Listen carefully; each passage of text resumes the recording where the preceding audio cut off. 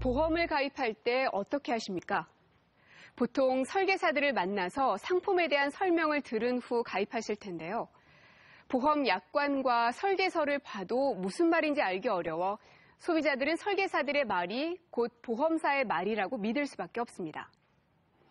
그런데 보험 설계사 말만 믿고 보험을 가입했다가 수백, 수천만 원의 원금 손실을 입었다는 가입자들이 있습니다. 그런데 이 손실을 보험사가 아닌 설계사들이 책임을 지고 수천만 원의 수당을 보험사에 반납해야 했습니다. 심지어 한 보험 설계사는 반납해야 할 돈 때문에 자금 압박에 시달리다 스스로 목숨을 끊기까지 했다는데요. 과연 어떻게 된 일일까요? 최진영 PD가 취재했습니다.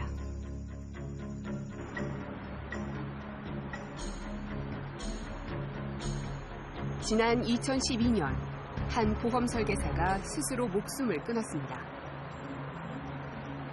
흔히 말하는 이제 보험왕에 속하는 정도로 여러 번 상도 타고 실제 굉장히 잘했던 분인데 최고 잘하고 그 지점에서 1등 다 했던 분이에요. 꼼꼼하고 성실한 성격 덕분에 지역의 보험 판매왕을 독차지할 정도였다는 고 김진숙 씨.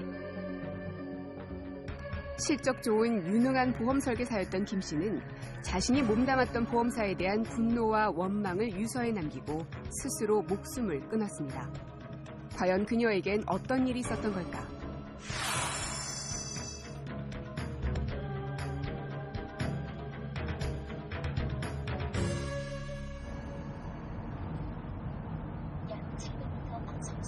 과거 고인과 같은 보험회사에서 일했다는 강은희 씨를 만났습니다.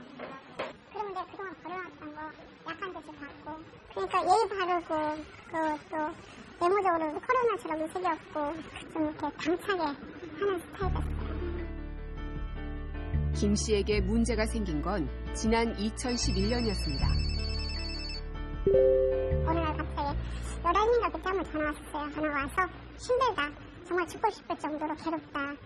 그래서 이렇게 계속 빚을 좀 져야 될 상황이다. 고객들한테 돈을 주기 위해서는 내가 지금 바닥이 나서 남한테 돈을 빌려다가 메꿔놔야 될 상황이다. 어떻게 했으면 좋을지 사면 초과다. 무슨 이유에서인지 김 씨는 고객들에게 돌려줘야 할 돈을 걱정하고 있었다고 합니다.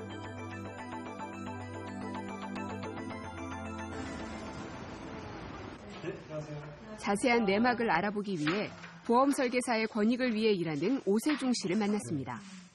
그는 제작진에게 고인의 유언장을 보여줬습니다. 그 돌아가신 설계사분이 남긴 유서 일부분인데요. 보신 것처럼 그 자녀 세 분한테 남기는 유서입니다. 그래서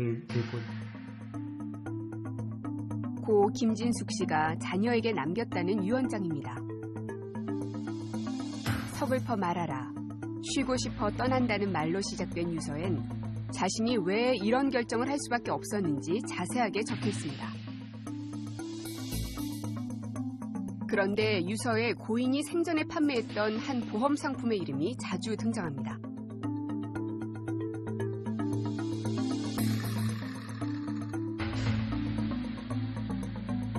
그동안 정말 성실히 일해왔는데 대책이 안 설 정도로 끊임없이 이 보험 상품 문제가 터지니 감당하기도 힘들고 정신이 지친다.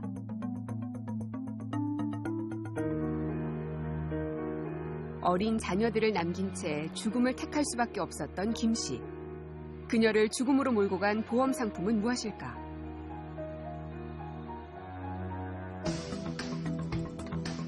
제작진은 직접 찾아보기로 했습니다.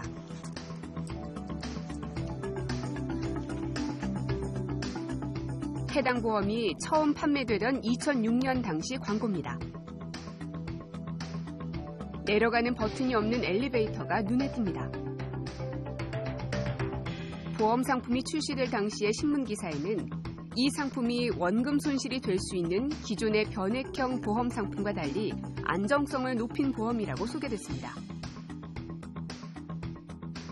이게 5년 의무납이니까 5년 뒤엔 최소 원금 된다. 그러면 5년 뒤에 뭐 이렇게 목돈 필요한 사람들은 이름은 연금이지만 그냥 단순히 목돈 마련 목적으로 굉장히 많이 팔았다고 하더라고요.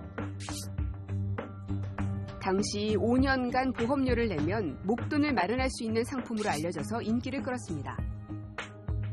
높은 수익을 얻을 수 있는 동시에 주가가 떨어져도 원금을 보장한다는 이 상품은 출시된 지 1년 만에 금융혁신 대상을 수상하기도 했습니다. 단일 보험 상품으로서는 이례적으로 4천억 원이 넘는 실적을 달성했습니다. 소비자들의 그 니드를 반영을 해서 상품을 개발한 그런 상품이고, 뭐 주가 연동되고 뭐 이런 상품들은 많이 있지만은 그 소비자들이 바라는 원금 보상 심리를 상품에다 적절히 반영해서 히트친 상품으로. 원금이 보장된다는 보험사의 홍보를 믿고 고객들에게 자신 있게 상품을 판매했던 김 씨. 이 상품 덕분에 매해 우수 영업사원을 뽑는 자리에 자신의 이름을 올리기도 했습니다.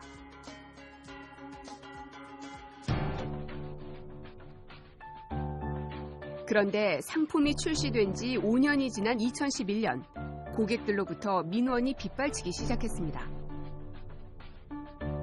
5년을 납입하면 원금이 보장된다는 말을 믿고 가입한 고객들의 원금에 손실이 대량 발생한 것입니다.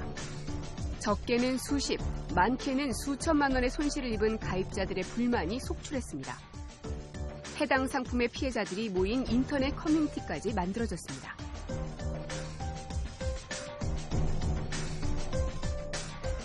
비난은 상품 가입을 권유한 설계사들에게 돌아왔습니다. 고객들이 와하고 모여서 너 이렇게 판매했으니까 너 언제까지 줄 거니? 내 돈 내놔라. 돈 앞에는 장사 없어요. 놀란 김 씨는 회사를 찾았습니다. 회사의 교육과 달리 원금이 손실된 이유를 물었습니다. 그러나 보험사는 원금을 보장해준다고 한 적이 없다며 오히려 김 씨에게 책임을 물었습니다. 회사는 우리는 그렇게 판 적이 없다. 심지어 같이 일했던 단장님까지 나오셔서 나는 그런 상품 나온지도 몰랐다는 거예요. 책임을 떠넘기는 보험사. 결국 김 씨는 자신의 돈으로 고객의 피해를 최소화하려 했습니다. 넌 나보다 힘들지 않으니까 좀 융통할 때 있으면 좀 어떻게 융통해달라. 너무 힘들어. 죽고 싶다. 4년 초과를 좀 깎고 낚였다 그랬어요. 정말 우리가 이제까지 앞만 보고 달려왔는데 너무 억울하고 분하고 회사에 대한 원망이 너무 크다. 그런 얘기를 많이 했어요. 갑자기 1억 원이 넘는 빚이 생긴 김 씨는 자금 압박에 시달리다가 결국 목숨을 끊었습니다.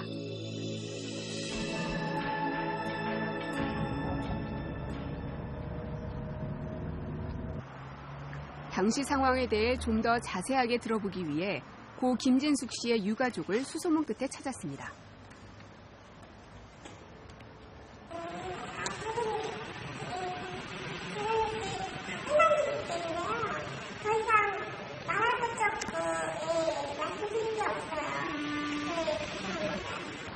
어떤 좀 억울한 상황이 있으셨는지. 좀 알고 지나고요. 실수들이나 너무. 가족들로부터 어떤 말도 들을 수 없었습니다. 결국은 우리한테 다 그 짐을 다 우리가 떠넘겼잖아요. 그럼 우리는 결국 희생양이에요.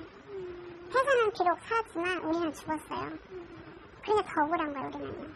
정말 나 대신 이분이 먼저 갔거나 나도 죽고 싶었는데 그분이 오죽 힘들었으면 먼저 갔겠느냐.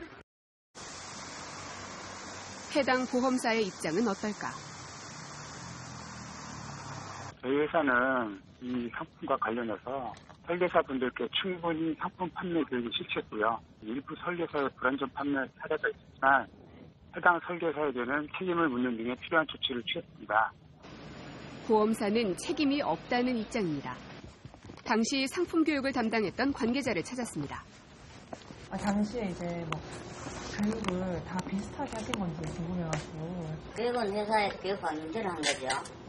네. 이런 보장이라는 상품이 어디 있어요, 보험회사에서.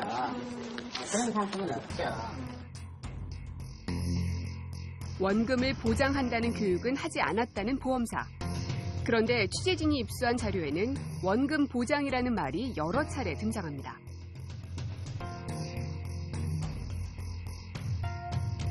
문구만 보면 어떤 경우에도 원금 손실이 없는 것처럼 보입니다. 회사 시킨 대로 파는 거 외에는 잘못은 없어요.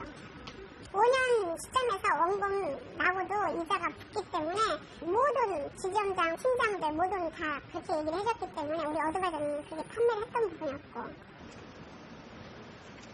과거 해당 보험사에서 설계사들의 교육을 담당한 전직 직원으로부터 상품 출시 당시의 상황을 자세히 들을 수 있었습니다. 제 위치가 차장급이었어요. 회사가 움직였던 그런 이제 상품이 만들어지는 과정, 영업 환경에서 진행했던 그런 여러 가지 환경들이 이제 어떻게 돌아가는지를 제가 더 잘 알기 때문에 오늘 나서게 된 거예요. 먼저 제작진이 입수한 자료들이 보험사에서 배포한 것이 맞는지 확인해봤습니다. 이거는 회사에서 공식된 자료로 볼 수 있을까요? 예, 승인 번호 있으니까.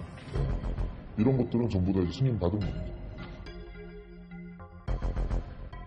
그렇다면 보험 설계사들의 교육은 어떻게 이루어졌던 걸까?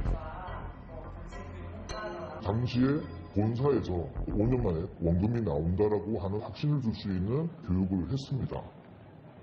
어떻게 교육을 했나요? 5년 만에 원금이 나오는 상품이다. 그러니까 5년짜리 저축성 상품으로 판매를 하여라. 해도 된다. 그런 확신을 심어준 거죠. 잘못된 내용이 정보가 전달이 된 거죠. 현장에 있는 관리자들도 다 알면서도 그냥 묵인한 거죠. 왜냐하면 이제 그분들도 평가를 받아야 되기 때문에. 심지어 보험사는 5년 안에 원금 보장이 어렵다는 것을 처음부터 알고 있었다고 박 씨는 말합니다. 이 상품이 5년 만에 원금 보장이 안 될 수도 있다. 네. 라는 사실을 내부에서 다 알았다는 말씀이에요. 상품이 개발돼서 본사에서 교육 자료로 사용을 하기 위해서 만드는 과정에서 본사의 몇몇 개 이제 부서나 직원들은 이미 5년 만에 원금이 안 된다는 사실을 시뮬레이션 자료를 통해서 알고 있었습니다. 보험료 중 평균 10%는 사업비란 명목으로 보험사에 몫이 됩니다. 이 사업비를 제외한 돈으로 운용되기 때문에 5년 안에 원금을 회복하기 힘듭니다. 주가지수와 연결된 상품으로 수익을 평가한다는 약관 구절로 원금 손실 가능성을 암시하고 있습니다. 그러나 이 내용은 전문가의 설명 없이는 일반인이 이해하기 어렵습니다. 이 보험 상품 때문에 힘든 시간을 보냈던 또 다른 설계사를 만났습니다. 한때 1억 원이 넘는 연봉을 받으며 우수사원으로 뽑혔던 그녀지만 이 상품 때문에 직장까지 그만둬야 했습니다. 지금도 당시 자료들을 보관하고 있습니다. 이런 자료들을 가지고 매일 아침 교육을 받는 거죠. 매일 아침. 그게 이제 사실 문제가 된 게 5년 안에 원금 보장이었거든요. 그런 게 강조했었나요, 당시에? 당연히 됐죠. 자, 첫해 1년의 수익률이 28.7%가 났다. 이거 봐라. 이렇게 수익이 나는데도 이걸 안 파느냐? 이러면 어떻게 되겠어? 그랬을 때 이 상품 안 팔 설계사가 누가 있겠어요? 보험사가 가르쳐준 대로 판매했을 뿐이지만 정작 손실 책임은 자신이 져야 했습니다. 정말 친한 사람들이고 매일 보는 사람들이고 이런 사람들이 계약자들인데 나를 한순간 그냥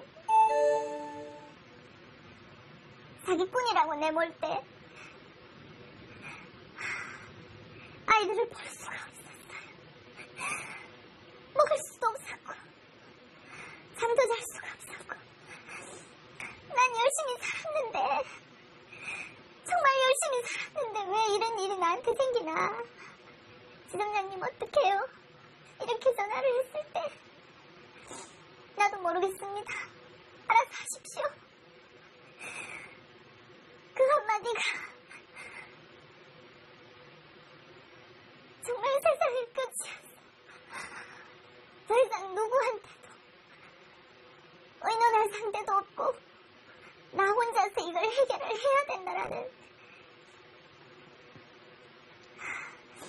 그런 결론밖에 안 났어요. 사태를 해결하는 유일한 방법은 회사가 원하는 대로 경위서를 쓰는 것이었습니다. 설계사가 자신의 잘못을 인정하는 경위서를 쓰면 보험사는 고객들에게 원금을 돌려줬습니다. 그 대신 설계사들은 그에 상응하는 수당을 보험사에 반납해야 했습니다.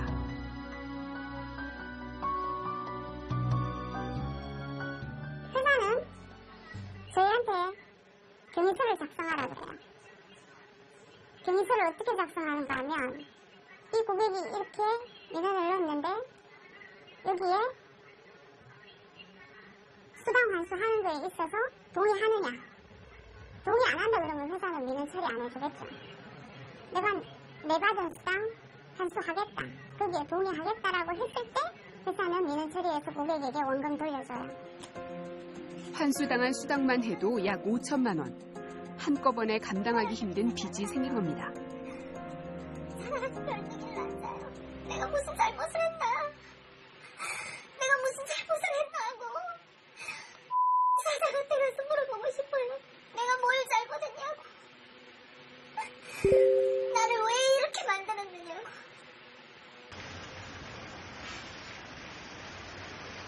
그동안 수백 명의 설계사들이 수당을 환수당하고 고객을 잃었습니다.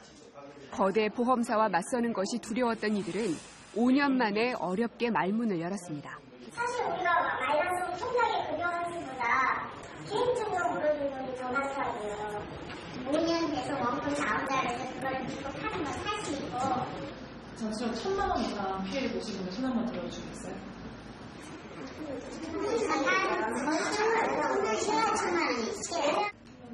거짓으로 경위서를 써보신 분 손 한번 경위서 제출을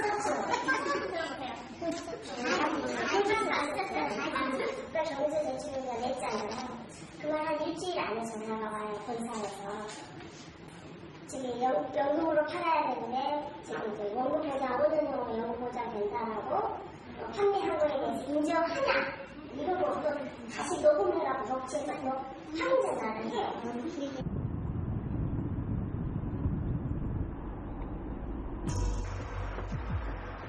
정상기 씨는 수당을 돌려달라는 보험사의 요구에 응하지 않았습니다. 그러자 보험사는 정 씨에게 소송을 걸어왔습니다.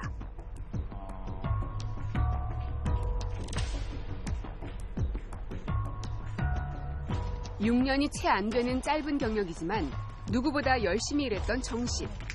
보험사의 소송은 정말 황당한 일이었습니다. 3년 전부터 이제 이게 수당을 돌려달라고 저는 연락이 왔었고, 그래서 저는 제가 잘못한 게 아니기 때문에 저는 본사에서 교육한 대로 그대로 상품을 정당하게 바르게 판매를 했는데, 수당의 금액은 약 한 6천만 원 정도 됩니다. 수당만. 수당 환수를 거부해서 신용불량자까지 된 정상기 씨. 그러니까 이제 채권 가압류 한다라는 내용으로 저한테 가압류가 들어온 거고요. 그 압박은 상상 이상이었습니다. 직장도 다닐 수 없었고, 그리고 사업도 할 수 없었고, 다 신용거래 불량으로 돼 있고 아무것도 할 수 없게끔 돼 있기 때문에 거의 아무 일도 못했죠. 어디 직장을 들어가면은 그 급여를 또 가압류 시켜버리고. 소송 과정은 더욱 힘들었습니다. 피해 사실을 스스로 입증해야 했기 때문입니다. 전국을 돌아다니며 설계사들의 피해 사실 확인서를 직접 받아 증거를 확보했습니다. 3년간의 힘든 싸움 끝에 법원은 정 씨의 손을 들어줬습니다. 회사가 적절한 교육을 하지 않은 채 정 씨에게 손해액의 대부분을 떠넘기는 것이 공정하지 않다고 판단한 것입니다. 네, 다시 그때로 돌아가라면, 그러니까 저는 거의 그러니까 뭐랄까요, 한국에서 살 거 자체를 포기를 하고 있었어요. 대한민국에서 살고 싶지 않다, 안 살겠다라는 생각을 갖고 이민 갈 생각을 갖고 했었어요. 그러니까 저도 어쩔 수 없다. 하지만은 진실은 꼭 밝히고 싶다. 그러나 법원 판결 이후에도 보험사의 입장엔 변화가 없습니다. 일부 설계사들의 일어난 문제를 마치 회사가 충분한 교육을 하지 않았기 때문인 것으로 주장하는 것에 대해서는 동의할 수 없고요. 따라서 일부의 근거 없는 요구는 받아들일 수 없음을 알려드립니다. 그러니까 실제와는 그거 말고는- 사실과는 좀 다른 부분이 많거든요. 다수가 네네. 그렇게 증언을 하고 있는 상황인데 이걸 그렇게 한쪽의 생각하면은 주장으로 저희가 어떻게 할까요? 근데 이거 외에는 저희가 지금 뭐 말씀드릴 수 있는 거를 전혀 어프로브를 받은 게 없어요. 정상기 씨가 보험사와의 소송에서 승소했다는 소식은 그동안 수당을 환수당하고도 아무 말도 못하고 있었던 설계사들을 움직이게 만들었습니다. 회사에게 수당을 환수당한 설계사 중 90여 명이 모여 보험사를 상대로 집단 소송을 하기로 한 것입니다. 피해 규모만 약 18억 원으로 추정됩니다. 회사에서 이제 워낙 강하게 그런 뭐 설계사들의 책임이다 이런 것도 주장을 하고 하니까 이제 대응을 못 하다가 최근에 이제 법원에서 회사의 과실이 크다라는 게 판결이 나니까 지금 이제 어떤 집단 소송이나 이런 것들 이제 하기 시작하는 거죠. 거대 보험사에 맞서 용기를 낸 설계사들.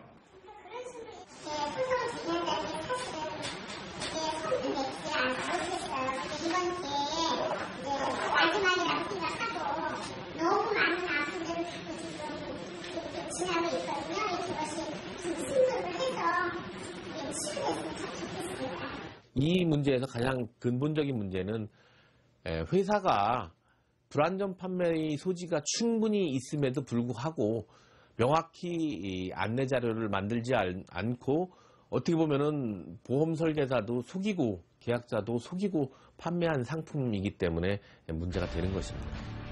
자기뿐이라고 내볼 때 아이들을 벌써 회사는 비록 살았지만 우리는 죽었어요. 우리는 결국 희생양이에요. 실적을 올리기 위해 판매 위주의 교육을 하고 출혈 경쟁을 유도하면서 정작 피해가 생겼을 때 책임은 설계사에게 돌리는 보험사. 설사 보험 설계사들이 불안전 판매를 했다고 하더라도 최종적인 책임은 보험사에 있다는 것이 현행법입니다. 순간의 이익에만 매달리는 기업은 결국 고객들로부터 버림받을 수밖에 없습니다.